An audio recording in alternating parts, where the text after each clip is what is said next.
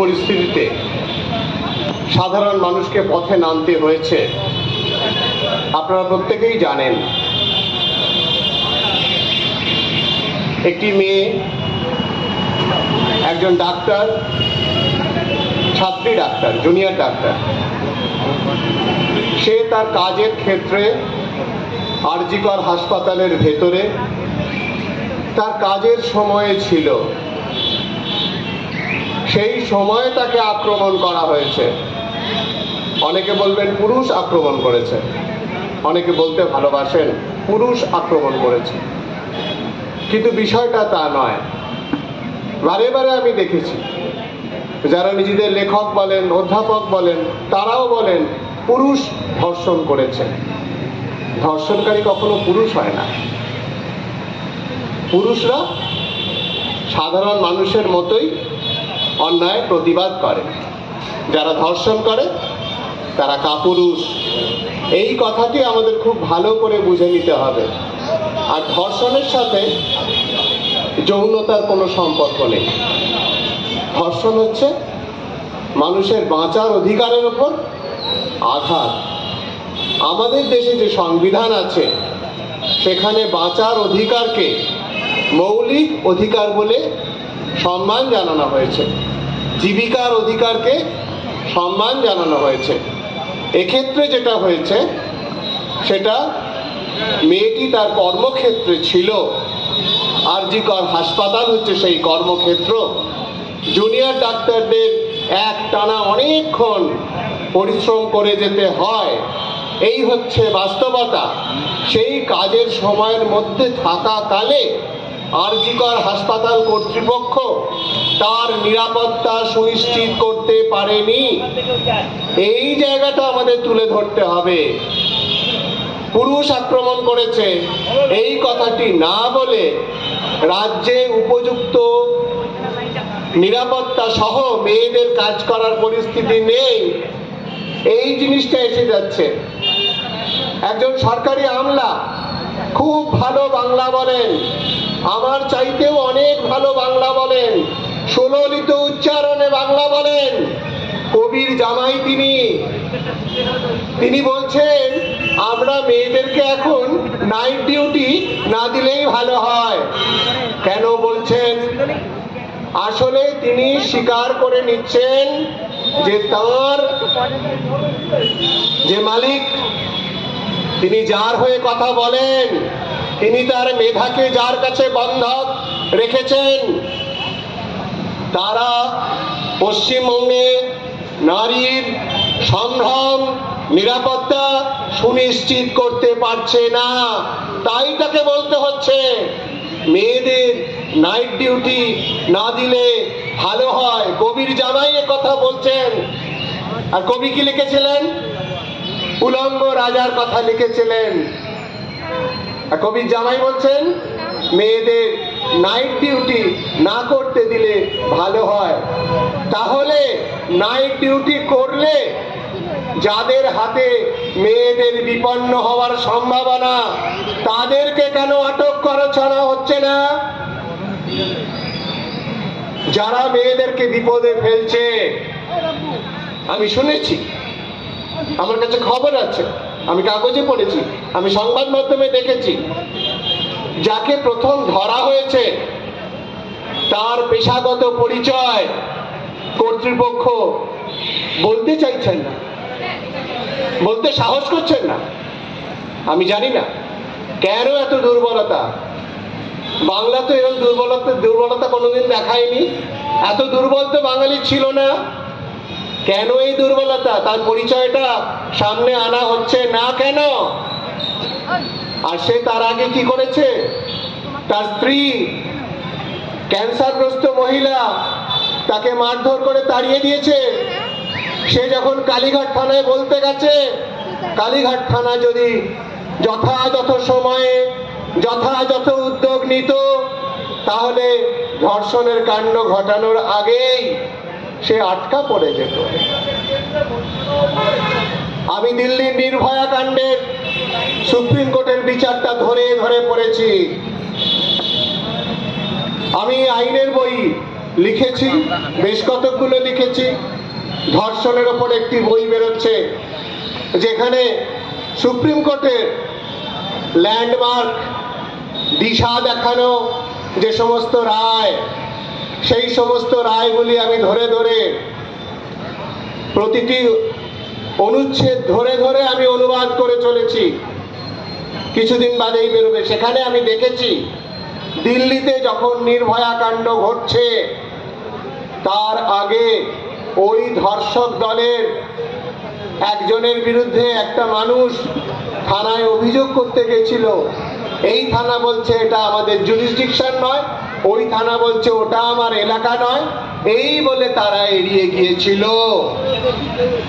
এখানে যদি কেউ থাকেন যা সুপ্রিম কোর্টের রায় পড়ার অভ্যাস রয়েছে, আমি সকল মানুষকে বলছি, যতদূর পর্যন্ত এই মাইকের আওয়াজ যাচ্ছে, দোকান কর্মী, পথ চলতি মানুষ, হকার, আমি সবাইকে বলছি আপনারা খোঁজ নিন।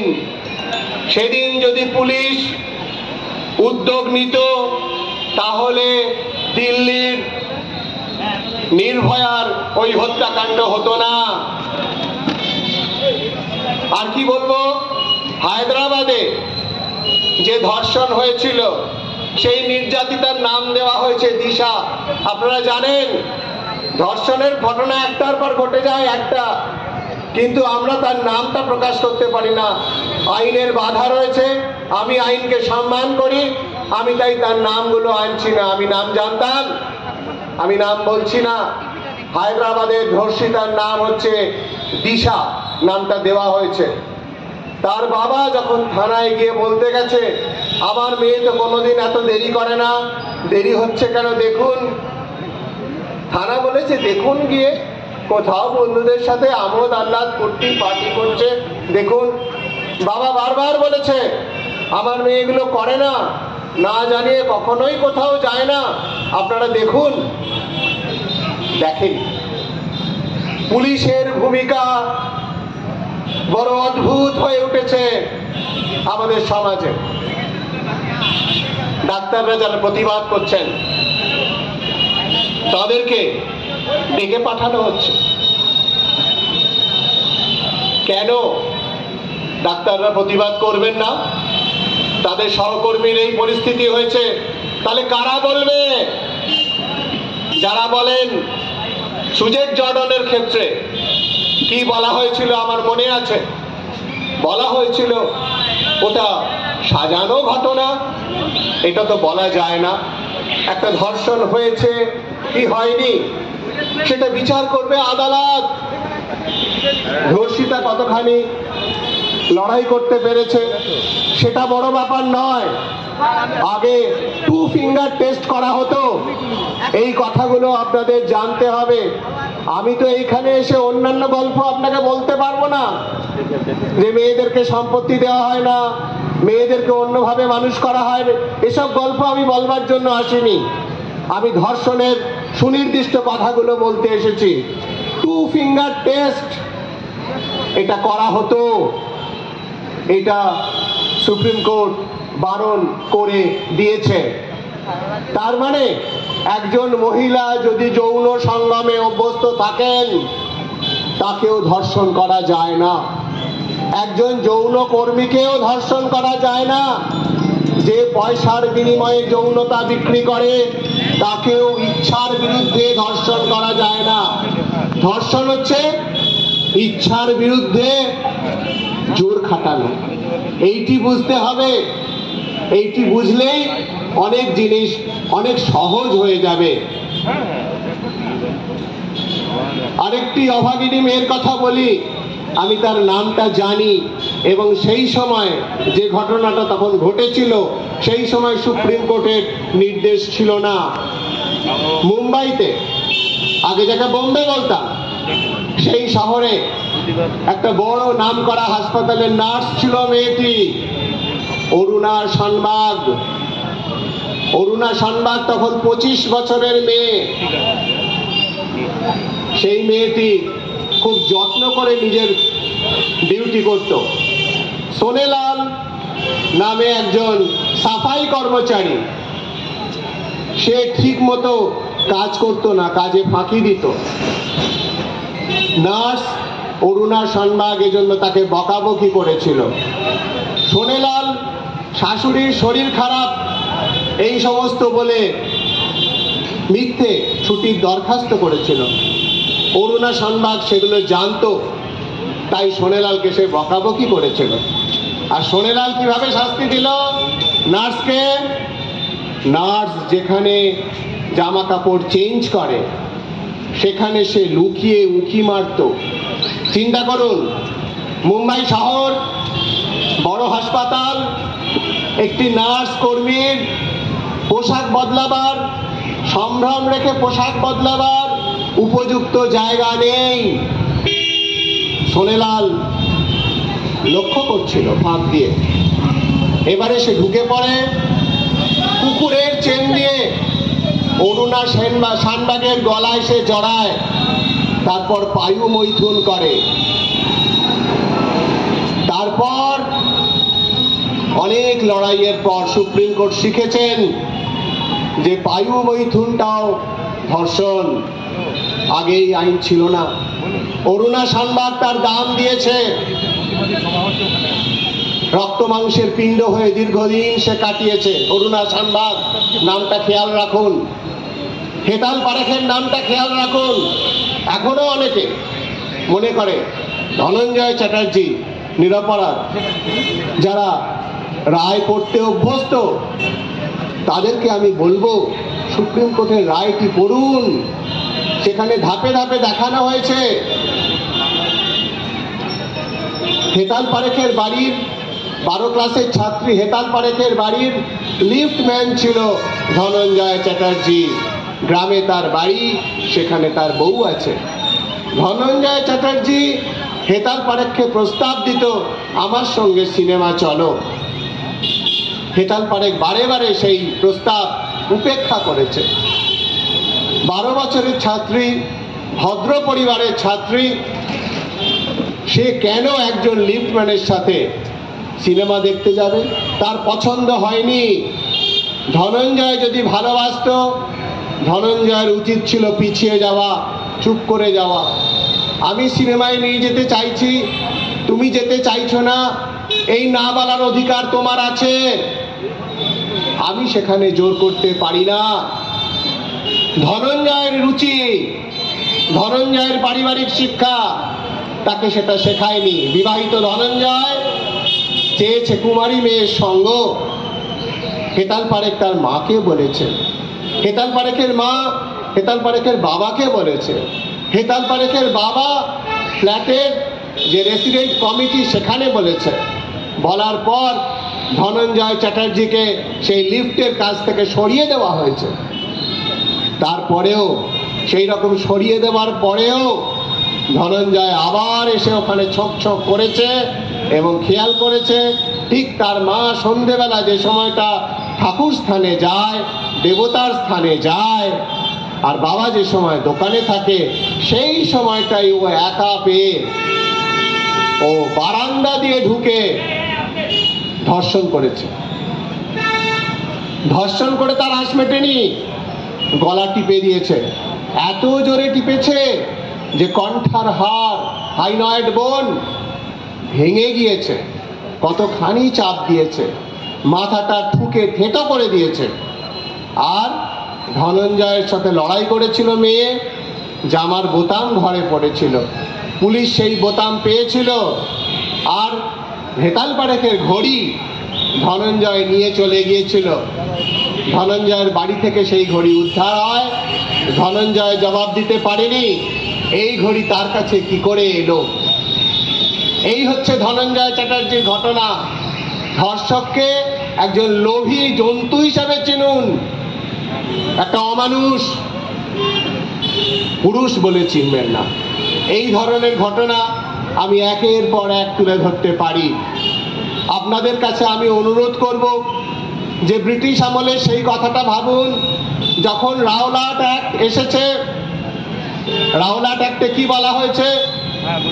সাধারণ মানুষ সভা করতে পারবে না, সাধারণ মানুষ কাগজে মত প্রকাশ করতে পারবে না। সাধারণ মানুষ র্যালি করতে পারবে না, এই সমস্ত বলেছেন একজন বিচারপতি সিডনি রাউলাট। ইংরেজকে কিভাবে সুরক্ষিত রাখা যায় তার জন্য স্যার সিডনি রাউলাট এই সমস্ত বুদ্ধি দিয়েছেন। এইগুলোকে এক কথায় বলা হয় রাউলাট অ্যাক্ট। এর বিরুদ্ধে গান্ধীজি আন্দোলনের হাঁক দিয়েছিলেন। ওর সাথেই জুড়ে গেছিল অহিংস অসহযোগ। আজকে যেমন আমি অহিংস অসহযোগ করছি, ঠিক সেই রকম অহিংস অসহযোগের ডাক দিয়েছিলেন গান্ধীজি। উত্তরপ্রদেশের গোরখপুরে চৌরি চৌরায় 2 থেকে 2,500 মানুষের একটা জনতা, শান্তিপূর্ণ নিরস্ত্র জনতা, তারা বেরিয়েছিল মদের বিরুদ্ধে প্রতিবাদ করতে, মদের দোকানে পিকেটিং করতে। আপনারা জানেন যে কোনো ধর্ষণের কাণ্ড পড়বেন তার আগে মদের একটা ভূমিকা থাকে। আমি অনেক ধর্ষণ কাণ্ডের রায় পড়েছি। আমি জানি ধর্ষণের সাথে মদ্যপানের একটা সরল রৈখিক সমানুপাতিক সম্পর্ক থাকে। মদের দোকানের পিকেটিং করতে গেছিল 2 থেকে 2,500 জনতা। আর তখন ওই চৌরি চৌরার যে থানা, সেই থানার যে পুলিশ কর্মচারীরা,